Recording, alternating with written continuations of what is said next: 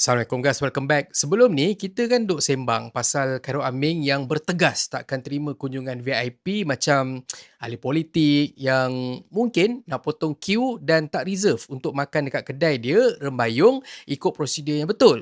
Orang politik nak walk in boleh ke? Tak boleh.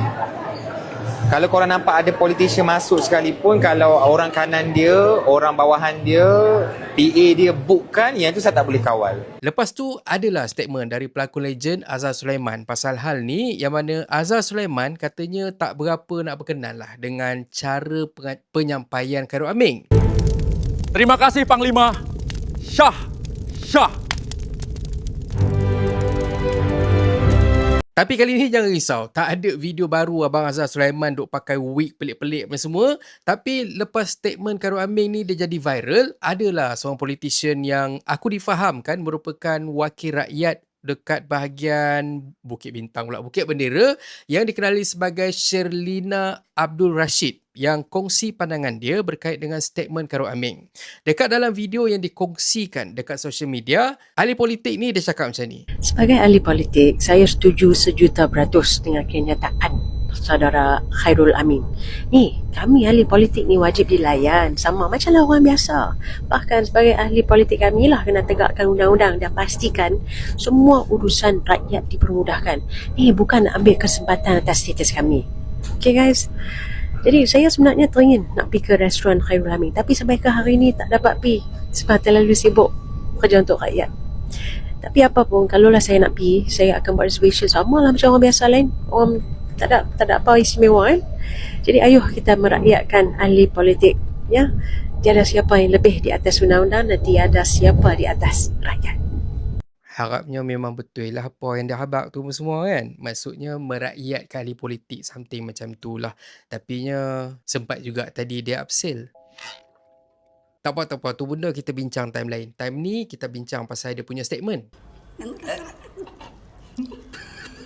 Pertamanya aku harap korang faham yang video ni bukanlah satu video yang berunsurkan politik, tapi tujuan kita cuma kita nak dengar sendiri statement dari ahli politik sebagaimana yang ditujukan oleh Khairul Aming, dan aku rasa tak berapa valid dah statement ataupun pandangan dari orang lain yang bukan ahli lepas kita dengar lah kan statement dari politician tu sendiri. Walaupun bukan semua, tapi at least adalah wakil politician yang respon pasal apa yang Khairul Aming cakap.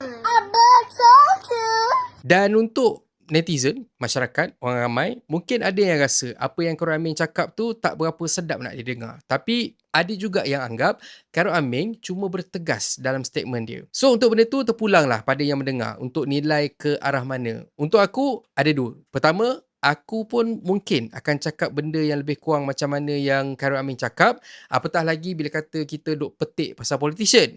Korang sendiri tahulah kan? Ya. Dan aku rasa kalau kata aku mention pasal politician ni, aku punya cabai tu lagi berganda berbanding dengan apa yang Khairul Aming cakap.